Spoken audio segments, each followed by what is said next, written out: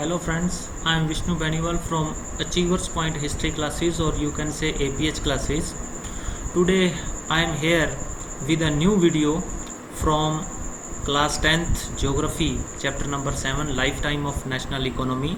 This is the third video of this chapter, and before this we have already launched two videos, and your responses for those videos are very good, and I am very excited about those.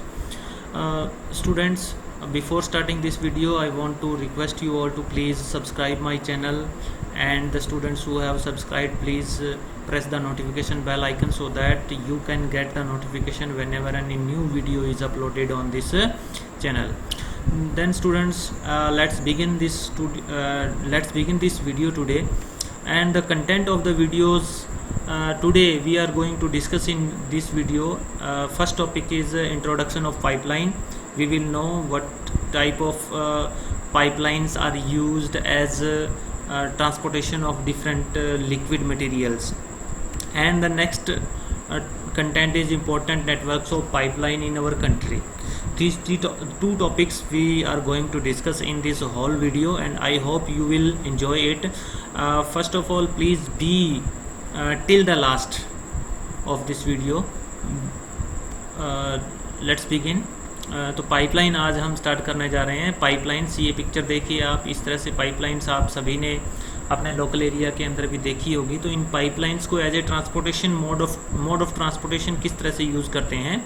तो pipeline जो है हमारे देश के अंदर या modern जो world है, आधुनिक संसार है, उनमें एक बहुत ही महत्वपूर्ण ट्रांसपोर्टेशन का मोड जो है वो बन चुका है. आइए इसके बारे में कुछ और जानते हैं. सबसे पहले ये एक न्यू मोड ऑफ ट्रांसपोर्टेशन है. पाइपलाइंस जो है ये एक नया मोड है, यानी ये एक ट्रांसपोर्टेशन के मोड के रूप में इसका नया चलन है. पहले इसका यूज़ जो है शहरों में और उद्योगों के अंदर पानी को सप्लाई करने के लिए इसका यूज़ किया जाता था, लेकिन आजकल इसका यूज़ जो है कच्चा तेल, पेट्रोलियम के पदार्थ और जो प्राकृतिक गैस है उसको ट्रांसपोर्ट करने के लिए इन पाइपलाइंस का यूज़ किया जाता है. ठीक है.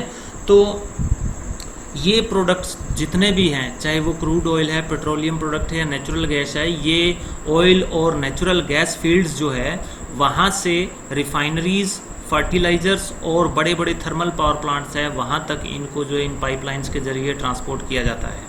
ठीक है.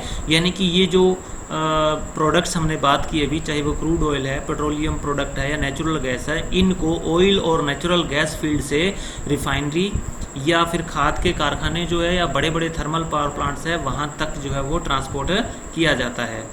तो उसके बाद नेक्स्ट पॉइंट हम पढ़ते हैं कि जो सॉलिड मटेरियल है उनको भी आजकल इन पाइपलाइंस के जरिए ट्रांसपोर्ट किया जाता है, और वो ऐसा तब होता है जब इस सॉलिड मटेरियल को हम स्लरी के अंदर कन्वर्ट कर देते हैं. स्लरी का मतलब क्या होता है? लिक्विड, यानी किसी भी घोल या पानी की तरह का जो लिक्विड मटेरियल में जब हम उसको कन्वर्ट कर देंगे तो सॉलिड मटेरियल को भी बड़ी इजीली ट्रांसपोर्ट किया जा सकता है. नेक्स्ट है far inland refineries are possible only because of these pipelines. ठीक है. कि देश के अंदर दूर हिस्सों के अंदर पाइप जो रिफाइनरीज है वो केवल इन पाइपलाइंस के जरिए ही संभव हो सकती है.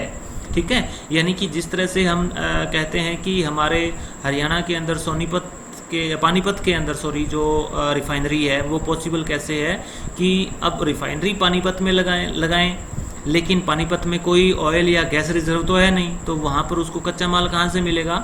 इस पाइपलाइंस के जरिए उसको गुजरात से, आसाम से उनको जो है वो ट्रांसपोर्ट किया जाता है, जहाँ पर ये फिर रिफाइनरीज जो उसको रिफाइन करती है. हालांकि इन पाइपलाइंस को लगाने का जो आरंभिक खर्चा है, इनिशियल कॉस्ट है, वो बहुत ऊंचा होता है, लेकिन रनिंग कॉस्ट इनकी जो मिनिमल हो जाती है.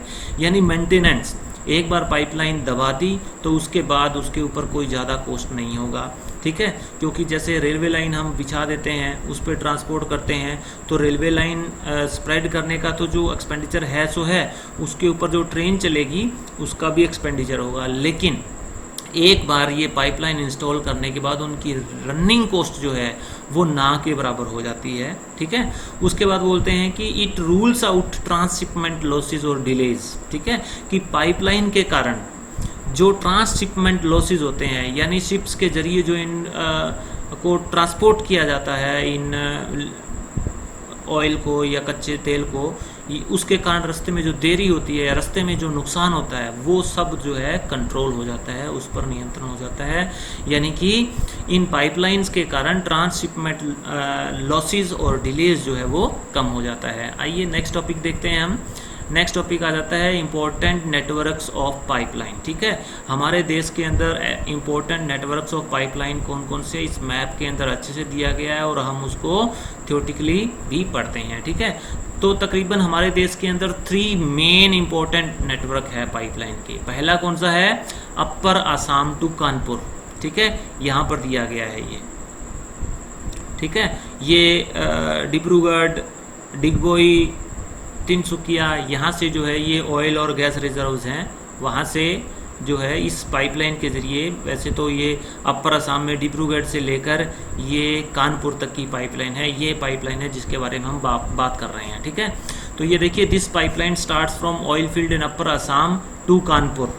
ठीक है, कि ये पाइपलाइन जो ऊपरी असम है उसको कानपुर से जोड़ता है, और ये पाइपलाइन गुजरती कहाँ से है? Via Guwahati, Barauni and Allahabad. ठीक है, दिस इज गुवाहाटी।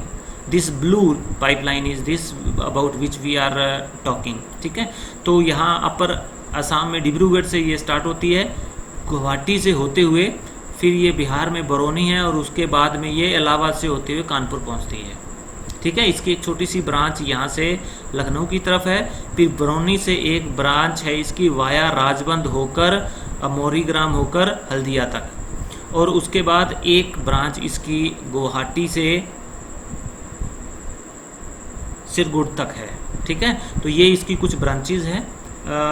आपको जो मेन पाइपलाइंस है उसको अच्छे से याद रखना है। सेकंड पाइपलाइन हम बात करेंगे सलाया से जालंधर तक। ठीक है, ये पाइपलाइन जो है सलाया जो गुजरात में है वहाँ से स्टार्ट होती है और पंजाब में जालंधर तक ये जाती है, वाया विरमगाम, मथुरा, दिल्ली एंड सोनीपत, यहाँ से होते हुए ये जाती है। ठीक है, तो ये देखिए सलाया, ये सलाया है, यहाँ से होते हुए ये विरमगाम और यहाँ से दिल्ली, दिल्ली से यहाँ सोनीपत, सोनीपत से आगे जालंधर तक ये जाती है। ठीक है, ये पाइपलाइन इसके अंदर दिखाई गई है। ये विरमगाम है यहाँ गुजरात में ही। ठीक है, विरमगाम से होकर ये गुजरती है। उसके बाद मथुरा, मथुरा ये रही, ये उत्तर प्रदेश के अंदर है। ये देखिए, ये जो नीचे वाली ब्लू लाइन है सलाया से जा रही है, विरमगाम से होते हुए सीधी ये यहाँ पर मथुरा जाएगी। ठीक है, मथुरा के बाद दिल्ली, दिल्ली से फिर सोनीपत, सोनीपत से जालंधर, आगे ये रेड इसमें दिया गया है। ठीक है, तो ये इसके कुछ ब्रांचेज है जो दिखाई गई है। ठीक है, आगे देखिए नेक्स्ट पाइपलाइन आ जाती है हजीरा विजयपुर जगदीशपुर, HVJ पाइपलाइन। ये बहुत ही फेमस पाइपलाइन है। ठीक है, इसको HVJ के नाम से ही जानते हैं। तीनों ही प्लेसेस के फर्स्ट लेटर को लेकर ये HVJ बनाया गया है। This gas pipeline connects Hazira in Gujarat to Jagdishpur in Uttar Pradesh via Vijaypur in Madhya Pradesh. ठीक है, ये गुजरात के हजीरा को उत्तर प्रदेश के जगदीशपुर से जोड़ती है और रास्ते में ये मध्य प्रदेश के विजयपुर से होकर निकलती है। तो ये पाइपलाइन अगर आपने देखनी है, ये एक गैस पाइपलाइन है, ये ध्यान रखना। ठीक है, ये जो येलो कलर के अंदर है, बाकी जो जितनी भी है ये ऑयल पाइपलाइंस है, ये गैस पाइपलाइन है। ये हजीरा है गुजरात के अंदर, यहाँ से होते हुए हजीरा से फिर वडोदरा, ये है गुजरात में, फिर झाबुआ मध्य प्रदेश में, ये रहा विजयपुर, विजयपुर। ठीक है, यहाँ से हजीरा का H, यहाँ से विजयपुर।